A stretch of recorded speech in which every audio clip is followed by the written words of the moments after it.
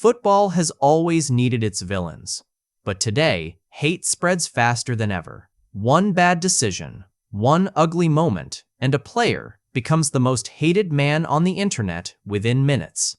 Sometimes they earned it. Sometimes they really didn't. These are 7 footballers. The internet can't stop hating right now, and the very different reasons why. Some earned every bit of it. Some barely did anything wrong at all. A few of these will make you angry, and 1 or 2 might actually make you feel sorry for them. Stay till the end, because the number 1 spot isn't about a villain at all. It might be the most unfair case on the whole list. Modern football isn't just played on the pitch anymore. It's played online, in comment sections, and in viral clips watched millions of times. A single second can define a whole career, and these 7 players learned that the hard way this year. Let's get into it. Number 7. Enzo Fernandez. Let's start with Enzo Fernandez, because nobody on this list has piled controversy on controversy quite like him. It started at the 2024 Copa America. Fernandez live-streamed a video from Argentina's team bus. In it, players were singing a chant with offensive lyrics aimed at French players and their African roots. His own Chelsea teammate, Wesley Fofana, called it out and unfollowed him. The French Federation filed a formal complaint. Fernandez apologized and donated to an anti-discrimination charity, but the damage was done. Then came this summer's World Cup. Argentina beat England 2-1 in a heated semi-final. Fernandez scored the equalizer, but afterward, the players paraded a political banner that reignited the Falklands dispute, and the UK government demanded a FIFA investigation. Asked if he hated England, Fernandez tried to smooth things over. He said he couldn't, because the people who help around his London home are English. It was meant kindly. Instead, the internet mocked him, joking that he only likes English people who work for him. And it got worse. He picked up a second yellow and was sent off in the World Cup final itself. Between the offensive chant, the political banner, the fouls, and the red card, some Chelsea fans have run out of patience. A few are now openly saying he should be sold. For one player, that is a remarkable amount of controversy packed into a single stretch of time. Number 6. Leandro Paredes. Speaking of that final, nobody embodied the chaos more than Leandro Paredes. Argentina lost to Spain. It should have ended with handshakes. Instead, cameras caught Paredes squaring up to Eric Garcia and appearing to grab him by the throat. Then he wrestled young Barcelona star Gavi to the ground. Lionel Scaloni sprinted over to break it up, but too late.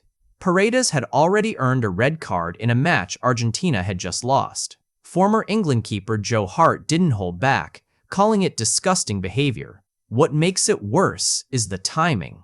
This wasn't a wild tackle in the final minute with everything to play for. The whistle had blown. Spain were world champions. And Paredes was still fighting. For a player already known for his temper, it became the moment his aggression served nobody but himself. Now he's likely facing a long ban, and so is the Argentina FA, both for the banner in the semi-final and for their players' behavior in the final. It was an ugly way for a tournament to end. Number 5. Alejandro Garnacho. Next, Alejandro Garnacho, who has somehow worn out his welcome at 2 huge clubs in under a year. First came the fallout at Manchester United. He clashed with manager Ruben Amorim, was left out of the 2025 Europa League final squad, and reportedly trained away from the first team. So he forced through a £40 million move to Chelsea. Former United midfielder Nicky Butt tore into him, calling the academy graduate's attitude a disgrace and saying he got superstar status far too quickly. But Chelsea hasn't been the fresh start he wanted either. Reports say the club is already open to selling him after barely a season. Insiders describe the big money signing as simply not working out. Then, when United beat Chelsea 1-0 this spring, former teammate Luke Shaw posted a photo of himself shoving Garnacho to the ground. The caption made it clear old wounds hadn't healed. Almost the entire squad liked the post. Even his old teammates don't seem to like him much. Talented, no doubt. but two fan bases now see him as more trouble than he's worth. Number 4. Alexander Sorloth. Now, Alexander Sorloth shows just how brutal football fans can be over one single decision. Norway were leading 1-0 in their World Cup quarter-final in Miami. Martin Odegaard sliced the defense open and set up a 2-on-1 break. It was Sorloth and a completely unmarked Erling Haaland against one English defender. A simple pass, and it's a certain goal. Instead, Sorloth hesitated. He took an extra touch and shot himself. The effort was blocked. Haaland threw his arms up in disbelief. England broke away and won 2-1, thanks to a Jude Bellingham brace. Sorloth was honest afterward. He admitted he wanted to pass to Haaland, but in the moment it felt like the pass wasn't there, so he shot. That honesty didn't save him. Fans accused him of everything from selfishness to secret jealousy of Haaland. The backlash reportedly turned into death threats.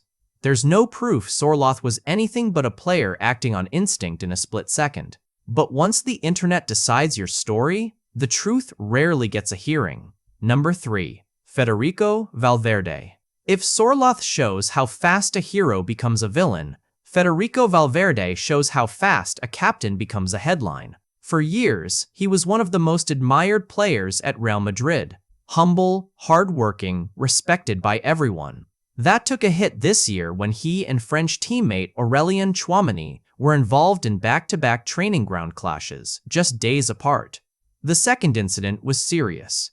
Valverde needed stitches for a facial cut and was briefly taken to the hospital in a wheelchair. The club later confirmed a head injury and fined both players €500,000 each. Valverde insisted nobody threw a punch. He blamed a collision with a table, caused by fatigue and frustration. This came after earlier tension with former boss Xabi Alonso too. Whatever really happened behind closed doors, the optics were terrible for a captain. And with Uruguay then crashing out of the World Cup in the group stage, Valverde faced hard questions at both the club and country levels about a season falling apart around him. Number 2. Matias Galarza. Then there's Matias Galarza. And to understand why he's here, you have to know this isn't really about one man. It's about a whole team that decided football wasn't the priority that day, with Galarza as the face of it. When Paraguay met France in the round of 16, they didn't just defend deep. They fouled constantly, faked injuries, and dragged out every single stoppage. One report timed their average goal kick at 62 seconds. France's was 5. Galarza appeared to catch Kylian Mbappe with a closed fist away from the ball, and somehow both the referee and VAR missed it. Then he walked over and scuffed up the penalty spot right before Mbappe's kick, only to be shoved away by Dembele. Incredibly, not a single Paraguay player was even booked, and days earlier, Galarza had already gone viral. During a scuffle, he picked up a referee's dropped watch and casually tried it on his own wrist before handing it back. On its own, that moment was almost funny. Stacked on top of the France performance, it summed up everything critics hated. Galarza became the clown prince of a team the whole football world decided just hadn't come to play. Number 1. Simon Adingra. And finally, Simon Adingra. His story might be the saddest here, because it isn't about villainy at all. In the closing minutes of Ivory Coast's group game with Germany, Nicolas Pepe surged forward and squared the ball into what looked like an open net. Adingra hesitated. Instead of shooting, he awkwardly knocked the ball out toward the sideline. Germany broke away. Dennis Undav scored soon after, and Ivory Coast lost 2-1. That single frozen moment, replayed endlessly online, became the whole story of their tournament. Fans imagined the goal that never came, the draw that slipped away, and maybe even a famous win, all lost in one instant. Nobody accused Adingra of bad intentions. He simply froze for a fraction of a second, at the worst possible time, on the biggest stage of his entire career. And in today's football culture, that's sometimes all it takes to become infamous. So there's your list. 7 players, 7 very different reasons. Some of these men are hated for what they actually did. The banners. the red cards. The fists are off the ball, but others are hated for what fans only believe they did. A hesitation, a missed pass, a single frozen second.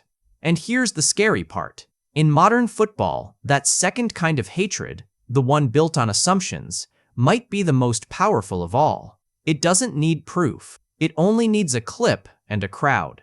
So what do you think? Did we leave anyone off the list? Who do you think deserves the hate and who doesn't? Drop your answer in the comments and let's talk about it. If you enjoyed this video, leave a like and subscribe to the channel. And be sure to turn on notifications so you never miss a new upload. We'll catch you next time. Bye.